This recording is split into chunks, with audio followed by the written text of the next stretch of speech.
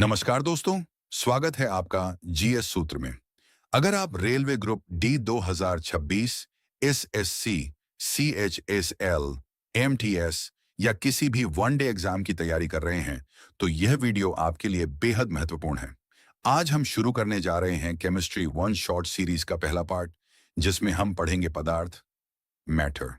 इस एक वीडियो में आप सीखेंगे पदार्थ की परिभाषा, पदार्थ के प्रकार ठोस, द्रव और गैस की विशेषताएं, कणों के गुण अवस्थाओं का परिवर्तन, सबसे महत्वपूर्ण परीक्षा योग्य तथ्य और अंत में 5 महत्वपूर्ण एमसीक्यूज जो रेलवे ग्रुप डी की परीक्षा के लिए बेहद उपयोगी हैं।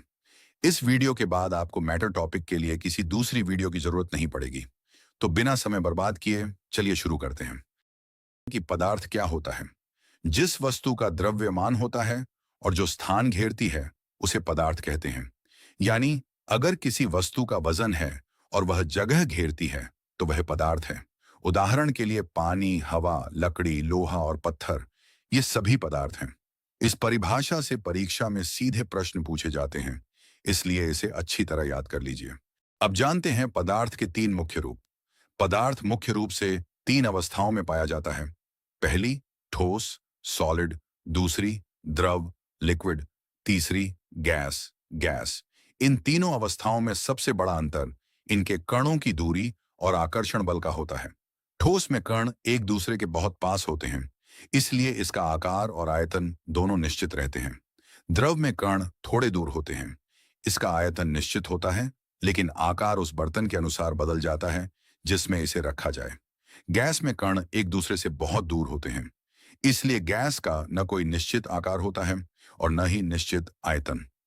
याद रखने की ट्रिक: ठोस बराबर निश्चित आकार प्लस निश्चित आयतन, द्रव बराबर निश्चित आयतन, आकार बदलता है, गैस बराबर न आकार निश्चित न आयतन। निश्चित परीक्षा में यही अंतर सबसे अधिक पूछा जाता है, इसलिए इसे अच्छी तरह याद कर लीजिए। अब बात करते हैं ठोस अवस्था की। ठोस का आकार और आयतन दोनों निश्चित होते हैं। इसके कण एक दूसरे के बहुत पास होते हैं और इनके बीच आकर्षण बल सबसे अधिक होता है। इसी कारण ठोस को दबाना या संपीड़ित करना बहुत कठिन होता है। उदाहरण: पत्थर, लकड़ी, लोहा, बर्फ। एग्जाम पॉइंट: सबसे अधिक आकर्षण बल और सबसे कम संपीड्यता ठोस में होती है। अब समझते हैं द्रव। द्रव का आयतन निश्चित होता है, लेकिन इसका आकार निश्चित नहीं होता। यह जिस पात्र में रखा जाता है उसी का आकार ले लेता है।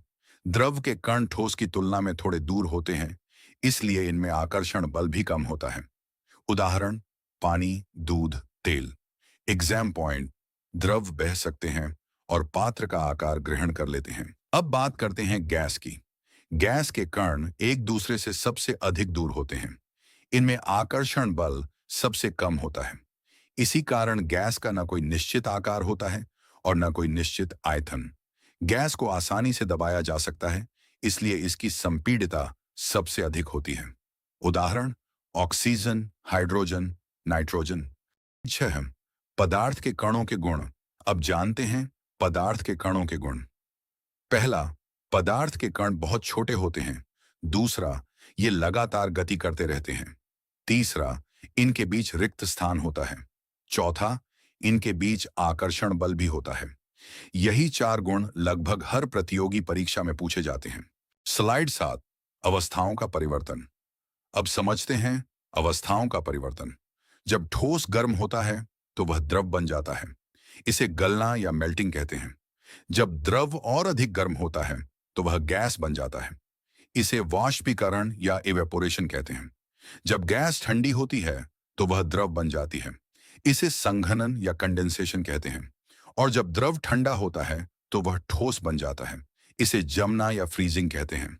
एग्जाम ट्रिक: मेल्टिंग बराबर ठोस से द्रव, इवेपोरेशन बराबर द्रव से गैस, कंडेंसेशन बराबर गैस से द्रव, फ्रीजिंग बराबर द्रव से ठोस। स्लाइड 8, महत्वपूर्ण तथ्य। अब कुछ महत्वपूर्ण तथ्य याद कर लेते हैं। सबसे अधिक आकर्षण बल ठोस में होता है, सबसे कम आकर्षण बल गैस में होता है, सबसे अधिक संपीड्यता गैस में होती है, सबसे कम संपीड्यता ठोस में होती है। इन तथ्यों से हर साल प्रश्न पूछे जाते हैं। एग्जाम ट्रिक: अब एक आसान ट्रिक याद रखिए। ठोस, द्रव, गैस याद रखिए। पास थोड़ा दूर, बहुत दूर यानी ठोस में कण सबसे पास, द्रव में थोड़े दूर और गैस में सबसे अधिक दूर होते हैं।